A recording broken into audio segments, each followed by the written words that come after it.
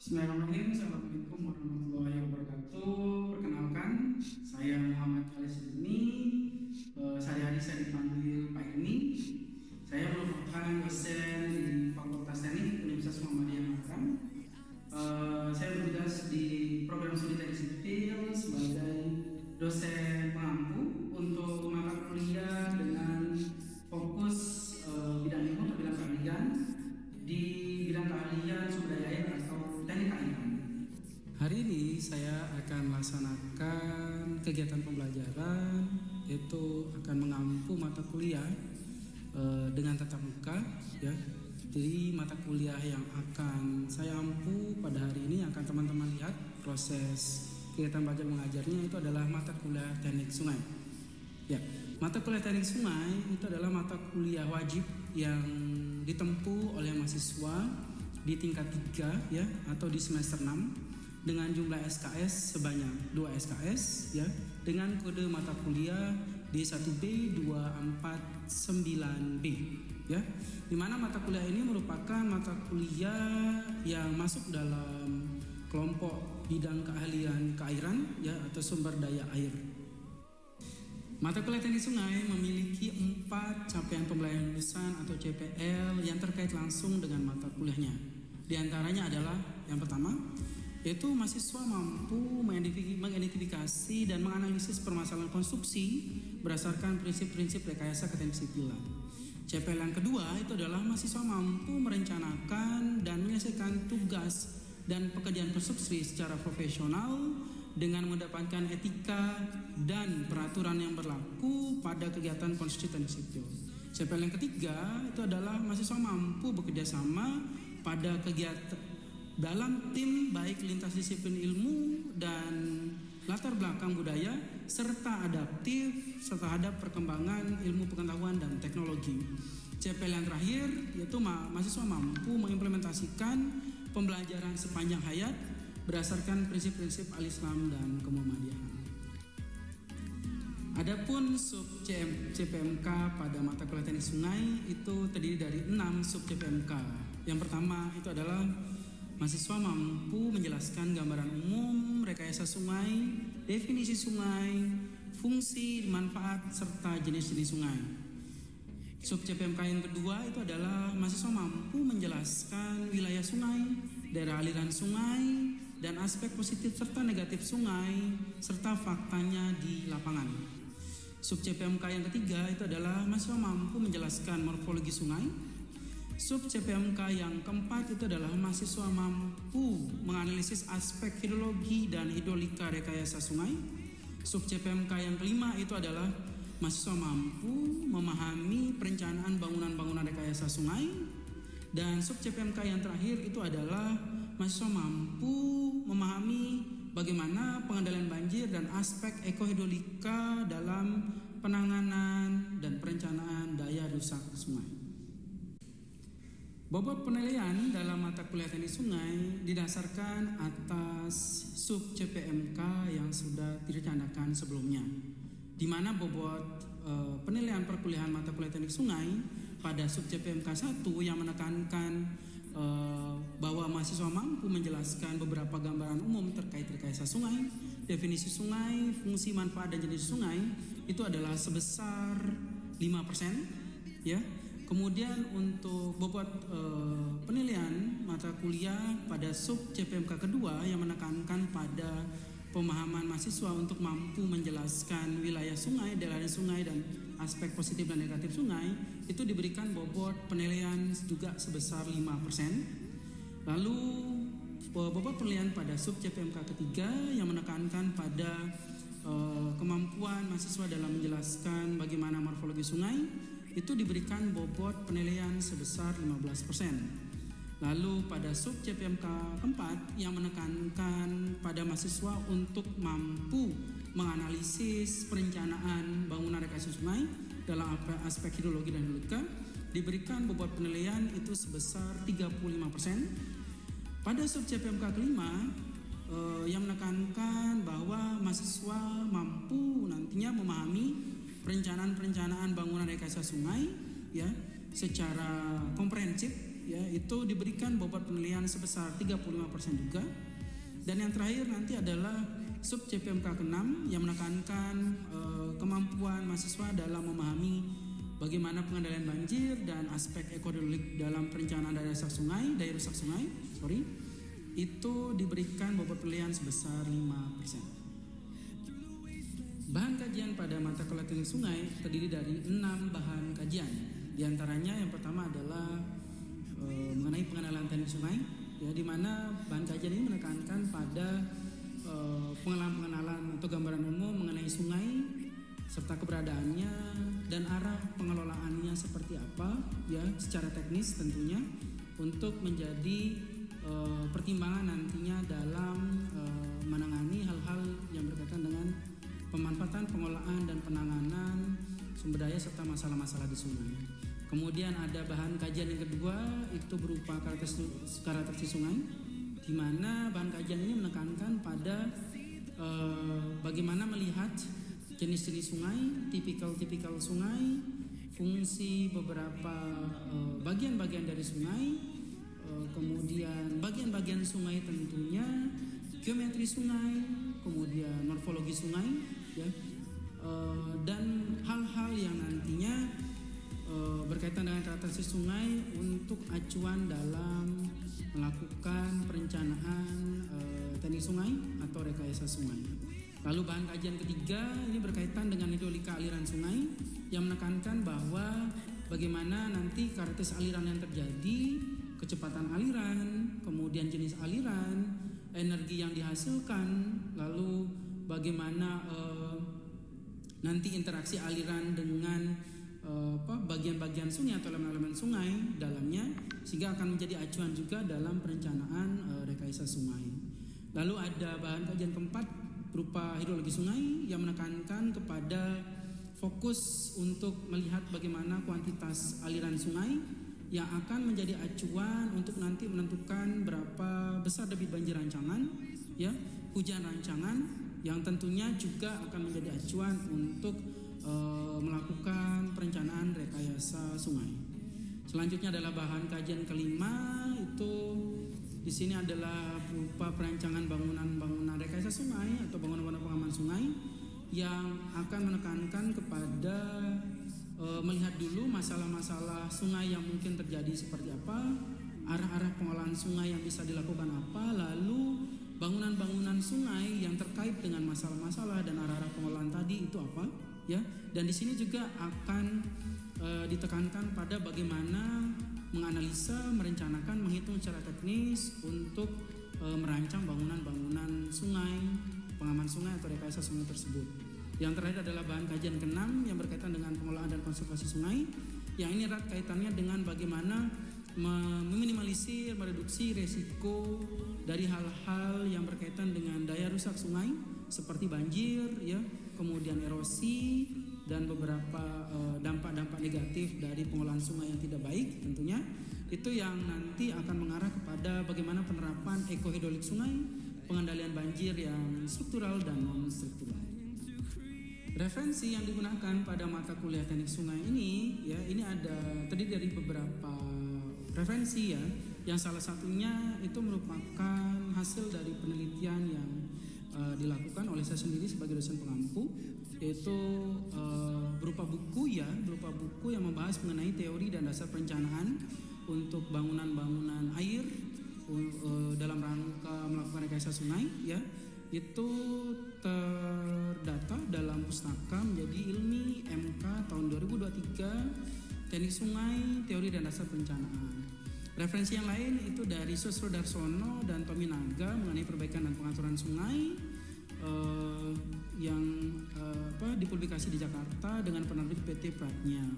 Lalu ada dari referensi Julien dengan judul River Mechanics, ya, yang diterbitkan referensinya di New York pada tahun 2005. Lalu ada beberapa referensi dari Bapak Agus Mariono, ya, yang membahas mengenai ekohidrolik sungai, restorasi sungai, dan penanganan banjir, kekeringan dan lingkungan yang diterbitkan di Yogyakarta, ya, dengan penerbit UGM Press, itu dari tahun 2009 sampai tahun 2011. Yang lain adalah ada referensi pendukung ya dari penelitian saya sendiri dan penelitian tim dosen KBK keairan yang lain di Prodi Teknik Sipil Politeknik Universitas Madya Mataram. Itu yang pertama ada Hidayah AR Ernawati ilmu MK tahun 2023 mengenai analisis debit banjir rancangan dan kapasitas tampang sungai di Sungai Sokong Kabupaten Lombok Utara, di mana publikasi ini terbitkan di Media Ilmiah Teknik Sipil Universitas Muhammadiyah Samarinda. Kemudian yang kedua itu ada referensi dari Ilmu MK Rusida MI Wayuning Cite Hidayat AR Effendi A Anhar C yang membahas bagaimana konservasi dari hujan ya untuk penerapan sistem pemenahan air hujan sebagai langkah antisipasi dalam bencana kekeringan dan bencana banjir yang diterbitkan di Jurnal Rengganis Universitas Mataram pada tahun 2022. Baik teman-teman, Bapak Ibu semua, dalam hal ini saya akan bersepakat untuk melakukan kegiatan belajar mengajar gitu ya. Jadi mengajar di kelas secara tatap muka, di mana nanti akan tersajikan dalam video yang akan teman-teman Bapak Ibu saksikan. Jadi saya harap itu teman-teman untuk dapat dan Bapak Ibu dapat menyaksikannya sampai akhir ya. Terima kasih. Baik, bismillahirrahmanirrahim. Assalamualaikum warahmatullahi wabarakatuh. Ya, terima kasih teman-teman atas kehadirannya ya untuk perkuliahan pertemuan ke-11 ini ya. Jadi sebelum kita mulai, marilah kita berdoa dulu ya menurut agama dan kepercayaan kita masing-masing. Ya, berdoa dipersilakan.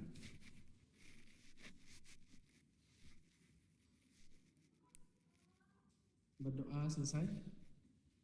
Ya, baik teman-teman semua. Jadi perlu teman-teman tahu di pertemuan ke-11 ini ya kita akan membahas ya mengenai materi yang menjadi isu penting juga ya dalam beberapa hari ini dan akan menjadi isu yang penting juga untuk nanti di masa yang akan datang ya. Nah, apa itu materinya? Ini teman-teman sudah lihat, itu adalah mengenai pengendalian banjir ya. Oke, jadi di teknik sungai sendiri sebagai mata kuliah yang fokus membahas mengenai sungai ya dan rekayasanya, kita semua perlu tahu bahwa di sungai itu sendiri itu juga punya dampak yang cukup signifikan ya ketika sungainya itu tidak mendapatkan pengelolaan yang baik ya, sehingga nanti akhirnya akan timbul yang namanya daya rusak sungai ya. Daya rusak sungai yang mungkin timbul itu kita bisa antisipasi, kita bisa tangani juga untuk masalahnya ke depan itu dengan melakukan pengendalian banjir namanya ya. Oke, sebelum memulai untuk mendiskusikan mengenai topik ini teman-teman ya, jadi saya mau tanya dulu ya. Saya mau sedikit diskusi kecil dengan teman-teman ya. Diskusi kecilnya ini tentu saja akan berkaitan dengan apa yang kita alami beberapa hari kemarin ya. Itu adalah berkaitan dengan bencana banjir yang terjadi di sekitaran kota Mataram ya. Itu tepatnya ada di daerah aliran sungai apa? Ada yang ingat gak? Ada? Daerah aliran sungai Ancar ya, daerah aliran sungai Ancar. Oke. Nah, dari teman-teman semua ini kemarin di tempat tinggalnya masing-masing ada yang mungkin tempat tinggalnya terdampak dari banjir yang terjadi di daerah sungai Ancar? Ada. Siapa? Laras. Oke. Siapa lagi? Oke, ada Isa. Ada siapa lagi? Oke, berdua aja ya. Yang lain, alhamdulillah aman ya. Aman. Oke, alhamdulillah. Oke, kalian bantu Ihsan sama Laras nggak untuk bersih-bersih? Nggak ada. Oke. Ya, sebelum kita lanjutkan, Ihsan sama Laras itu tinggal di mana? Di daerah mana? Kebetulan saya kemarin tinggal di wilayah Ampenan, Pak. Di Ampenan. Polda NTB. Oh, di dekat Polda NTB sekitar sini. Ihsan? Satu kos? Enggak, Pak. Nggak mungkin ya. Oke. Kalau saya, Pak, di Seruni, Pak, dekat Polda juga. Oh, oke, baik ya. Ya, itu memang ada terdampak. Itu yang masuk beritanya kemarin di salah satu platform ya yang ada di sosial media Ya, kalian tahu pasti semua ya. Oke, sebelum lanjut lagi kita coba tahu dikit ya informasi terkait banjir yang terjadi di daerah terdampak dari teman-temannya. Dari Laras dulu. Karakteristik banjirnya yang Laras lihat di sana seperti apa kira-kira? Banjir yang saya alami kemarin Pak di Ampenan di dekat Polda itu alirannya cukup deras dia Pak. Alirannya cukup deras. Dan namanya juga itu mendadak ya Pak. Mendadak. Setelah itu langsung mendadak. Dan Oke. di muka air itu sekitaran 50 cm dapat ya Pak. Oke, baik. Berapa? 50 cm. 50 cm. Oke. Ya, terima kasih Laras. Kemudian Isa? Ya kalau di Seruni sendiri Pak, di tempatnya di kos saya, muka airnya itu datangnya tidak terjadi secepat gitu Pak. Airnya datang sedikit demi sedikit datangnya, Oke, sehingga ya, airnya ada. meluap di beberapa kos yang terjadi itu Pak. Oke, baik. Ya, istilahnya tidak seperti yang Laras ya, yang kayak alirannya nggak ada koordinasi gitu ya. Oke, baik. Nah, ya dari informasi dari teman-teman barusan, ya teman-teman bisa lihat ya, itu merupakan bagian dari sebenarnya pengelolaan dari sungai ya, yang rasanya itu masih kurang maksimal atau masih kurang baik sehingga timbul tadi yang namanya apa? Daya rusak air ya. Daya rusak akhirnya akan apa? Akhirnya akan merugikan ke kita ya. Ke kitanya apa yang dirugikan? Ya tadi Laras sama Iksan waktu itu akhirnya terhambat gak aktivitasnya? Sangat terhambat ya, sangat terhambat. Di sekeliling terendam oleh air ya untuk tempat tinggalnya, kemudian ada harta benda yang hanyut ya. Ada korban tidak? Korban jiwa? Kalau di tempat saya alhamdulillah tidak ada. Tidak ada. Oke. Tempat Ihsan? Tempat juga nggak ada Pak. Korbannya itu mungkin lebih ke benda Pak. Lebih ke harta benda. Kalau kalian? Alhamdulillah ya, syukur. Oke. Nah, baik. Bagus ya. Jadi kaitannya dengan materi kita ini apa dari yang barusan? Ini kita coba detailkan dulu beberapa hal ya. Jadi mengenali pengendalian banjir ya, teman-teman harus tahu dulu apa beda dari banjir dan bencana banjir ya. Nah, kenapa Pak kemudian kita harus tahu beda dari kedua parameter ini gitu ya, terkait dengan apa yang kita bahas tadi. Jadi kalau kita di bidang teknik sipil ya, sekarang kita akan mendapatkan ilmu bahwa istilah banjir dan bencana banjir itu adalah dua hal yang berbeda. Nah, biasanya kan kita nyebut hujan turun itu di dekat Ampenan, dekat Polda itu ada banjir gitu ya. Nah, kita biasa mendengar itu adalah istilah dari kata banjir ya. Nah, padahal kalau kita kerucutkan ya di teknik sipil ya, di teknik sipil sendiri banjir itu sebenarnya aliran yang kita lihat umumnya di sungai terjadi setelah adanya hujan atau mungkin tidak adanya hujan, tapi di sana ada debit aliran yang mengalir. Nah, itu banjir di bidang teknik sipil. Kemudian untuk bencana banjir. Nah, untuk bencana banjir baru kita arahkan kepada banjir yang terjadi oleh akibat hujan dan faktor tertentu yang kemudian itu dapat menghasilkan ya dampak negatif terhadap lingkungan. Yang dihasilkan dari dampak negatif itu maksudnya apa? Ya tadi seperti yang terdampak di daerahnya Laras dan Iksan. Ya, ada genangan air, ada muka air yang kemudian mengenangi beberapa tempat tinggal yang kemudian menghambat aktivitas, ya, kemudian menyebabkan kerugian harta benda, ya, lalu banyak hal lain yang kemudian itu kita sebut sebagai bencana, gitu ya. Nah, itu bencana itu hal yang merugikan. Jadi kalau kita kerucutkan lagi bedanya apa? Banjir itu aliran biasa yang kita lihat dengan besaran debit tertentu, tapi kalau sudah berdampak negatif, ya, ada genangan, ya, ada kerugian ditimbulkan, itu baru bencana banjir. Nah, kemudian timbul pertanyaan, ya, timbul pertanyaan dari sini di bidang teknik sipil bencana banjir sama banjir itu kita akan arahkan ke konteks yang mana, Pak, gitu ya. Nah, itu kita akan bahas lebih lanjut. Tapi BTW, ya, kalian sudah mengerti kan ya di slide ini bahwa banjir itu istilahnya flood, ya. Kalau bencana banjir itu adalah disaster flood, ya, atau flood di disaster. Ini bahasa Inggris ya. Ya, jadi kalian harus pahami juga flood itu banjir, ya. Flood disaster itu adalah bencana banjir. Oke, ini jelas ya untuk perbedaan banjir dan bencana banjir. Oke, saya lanjutkan. Jadi untuk hal yang lebih detailnya, maaf saya pindah ke sini. Untuk banjir sendiri ya itu dicirikan oleh tadi sifatnya umum ya di awal ada aliran debit yang besar ya. Nah, ditanya pertanyaannya aliran debit yang besar itu kalau kita ukur itu bagaimana representasinya gitu ya. Jadi kalau kita ukur, kita akan tahu nanti seberapa besarnya, ya. Ada yang ingat nggak satuan dari debit aliran untuk tahu mengukur aliran itu seberapa besar? Satuannya apa? Debit aliran. Meter kubik per detik. Ya, jangan lupa teman-teman ya. Itu yang akan jadi sesuatu ya yang akan jadi patokan kalian untuk menentukan berapa besar aliran yang terjadi pada banjir ya. Itu meter kubik per detik ya. Kemudian kalau kita detailkan selanjutnya ke bencana banjir ya. Bencana banjir itu tadi ya secara umumnya kita melihat itu adalah banjir yang menyebabkan kerugian ya. Tapi kalau secara teknis teman-teman bisa lihat ya di slide ini, itu adalah si bencana banjir itu merupakan ya banjir yang terjadi kemudian karena kapasitas sungainya ya itu lebih kecil daripada aliran yang masuk ke dalam sungainya. Kalau teman-teman ingat beberapa bahasan di pertemuan sebelumnya ya, kita membahas mengenai das dan sungai. Ya, di situ kita membahas bahwa ada yang namanya input, proses dan output yang terjadi pada das ya. Salah satu implementasi dari mekanisme input, proses dan output itu menggambarkan bagaimana respon das ya, yang di dalamnya ada sungai ketika ada input berupa hujan yang masuk ya, kemudian atau limpasan permukaan, maka si sungai itu yang punya kapasitas akan merespon dengan cara apakah si kapasitas sungainya itu bisa menampung, mengalirkan atau membuang aliran dari hujan serta limpasan permukaan ya. Kalau kemudian kapasitas sungainya lebih kecil daripada input yang masuk, maka tidak akan terjadi yang namanya bencana banjir.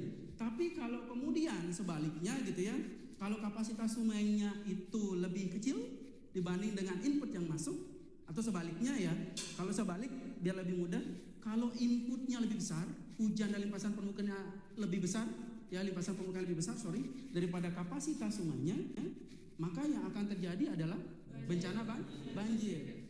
Hal yang lebih teknis kita bisa sebut kejadian itu adalah dengan istilah overtopping, ya, overtopping. Overtopping itu kondisi di mana kapasitas sungai itu lebih kecil daripada aliran ya limpasan permukaan dan hujan yang masuk ya.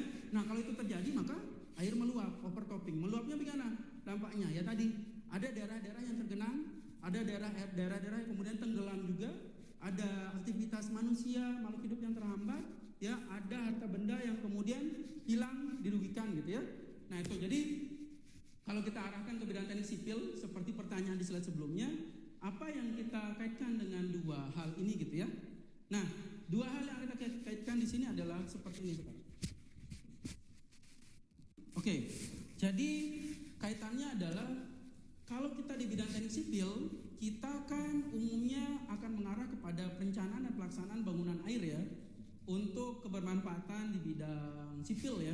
Sipil itu kan masyarakat ya, masyarakat penduduk yang nanti dari bangunan yang kita buat itu akan punya manfaat yang masif untuk masyarakat, penduduk dan lain-lainnya gitu ya.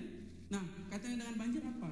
Jadi di bidang teknik sipil ya, kita diminta sebagai engineer nantinya untuk bisa merencanakan, merancang sampai membangun bangunan air yang bisa melindungi ya, mengantisipasi ya, atau kemudian mereduksi kejadian-kejadian bencana banjir yang mungkin berpotensi akan timbul, atau bahkan bukan berpotensi lagi tapi sudah terjadi. Apa yang harus kita lakukan? Penanganannya bagaimana?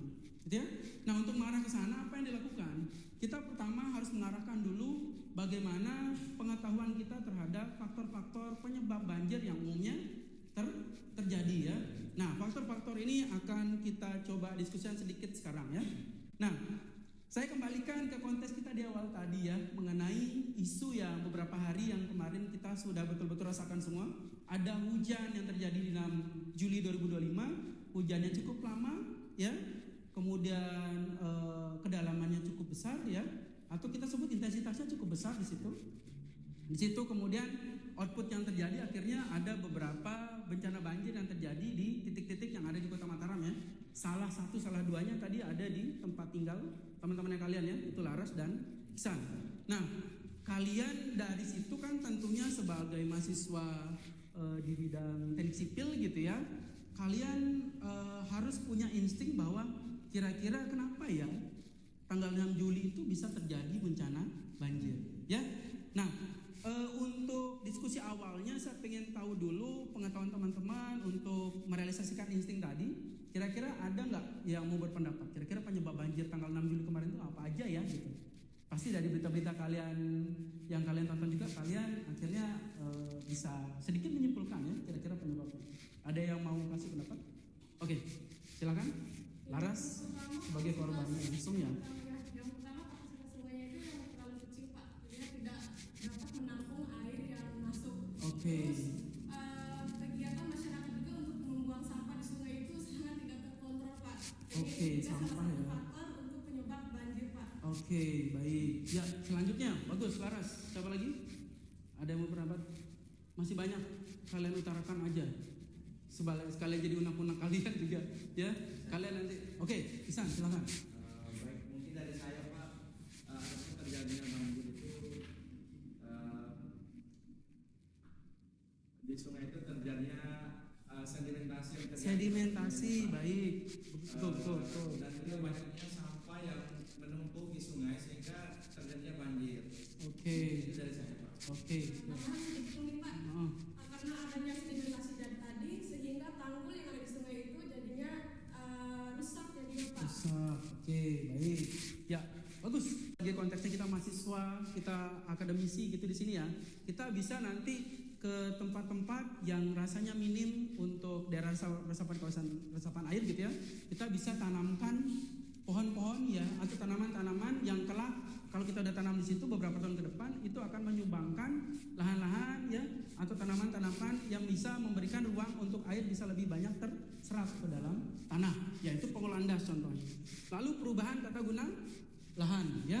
Perubahan tata guna lahan itu ya tadi kalau ada pembangunan perumahan kita nggak boleh betul-betul jor-joran ya, kita harus punya batasan. Itu ada aturan di RT RW namanya rencana tata ruang ya dan rencana rencana tata ruang di wilayah ya, itu kita harus ikutin. Kalau di peraturan itu minimal 30% ya.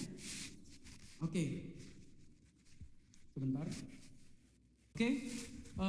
Selanjutnya adalah yang terakhir berkaitan dengan metode non struktural, kita bisa melakukan penyuluhan ya atau edukasi ke masyarakat. Jadi masyarakat kita ini teman-teman harus sebenarnya ditakutin di awal. Ditakutin di awal itu maksudnya bukan bertujuan untuk mereka itu lalu punya mindset takut terhadap hal tertentu, enggak. Tapi kita mengedukasi supaya mereka itu kalau melakukan hal ini konsekuensinya begini loh gitu. Salah satunya berkaitan dengan banjir, misalnya tadi sampah. Kalau mereka nggak aware sama sampah, pengelolaannya, kemudian membuangnya bagaimana, ya, kemudian mengolahnya bagaimana, ya tadi potensi banjir akan besar. Kita sebagai mahasiswa, ya, kalian sebagai masyarakat yang juga tinggal di tempat kalian masing-masing, kalian itu sebenarnya punya kewajiban untuk bisa mengedukasi orang-orang sekeliling yang masih sebenarnya melakukan hal-hal yang bisa menyebabkan potensi banjir terjadi, ya. Itu yang bisa kalian lakukan, itu penyuluhan. Itu yang non struktural, ya. Nah, jadi itu ya untuk pembahasan mengenai pengendalian banjir. Ini adalah gambaran awal dulu bagaimana kita nanti merencanakan hal-hal teknisnya. Kita harus tahu dulu gambaran awalnya bahwa banjir dan bencana banjir itu adalah hal yang berbeda, ya. Penyebab-penyebabnya tadi kalian harus kaitkan dengan input, proses dan output, ya. Baru masuk ke pengendalian banjirnya, kalian harus pikirkan, kalian harus memasangkan penyebab banjir dan bencana banjir itu apa, ya. Kemudian tepat sasaran untuk pengendaliannya itu kita harus menggunakan pengendalian yang mana? Yang struktural kah atau yang non struktural kah? Yang struktural itu merencanakan bangunan apa? Yang non struktural kita bisa pakai cara apa? Ya, itu kembali ada kajian, ya. Sampai di sini ada pertanyaan? Oke, rasanya cukup ya. Tadi diskusinya sudah terlaksana ya. Nah, ini semoga nanti setelah ini teman-teman bisa lebih aware terhadap banjir dan bencana banjir ya. Itu jadi hal-hal yang tadi dibahas. Selanjutnya ke hal teknis itu akan kita bahas di pertemuan terakhir ya, di beberapa pertemuan terakhir minggu-minggu ke depan ya. Terima kasih atas perhatiannya ya. Kalau tidak ada pertanyaan saya tutup kuliahnya ya. Assalamualaikum warahmatullahi wabarakatuh.